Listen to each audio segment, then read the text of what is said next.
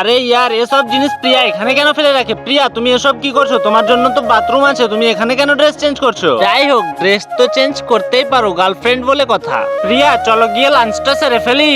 ও এখানকার খাবারটা তো সত্যি অনেক টেস্টি। যাই হোক, তোমাকে আর নাম করতে হবে না, খাওয়া হয়েছে, বিল দিয়ে জলদি করে চলো। এই যে ওয়েটার, একটু আসবেন। হ্যাঁ ম্যাডাম বলেন।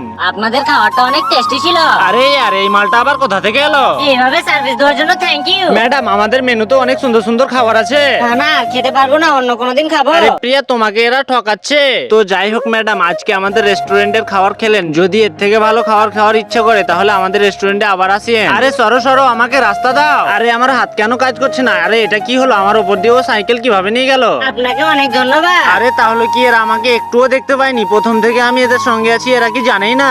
এখন আবার আমাকে কে ফোন করলো? লিয়া। আরে বল লিয়া, কেমন আছিস? আমি পরে বলছি, তুই জলদি করে হসপিটালে আসিক, অ্যাক্সিডেন্ট করেছে। বন্ধুরা তোমরা যদি এরকম ইন্টারেস্টিং ভিডিওগুলো দেখতে চাও তাহলে এই ভিডিওটিতে একটি লাইক আর চ্যানেলটিকে সাবস্ক্রাইব করে আমাদের পাশে থাকো।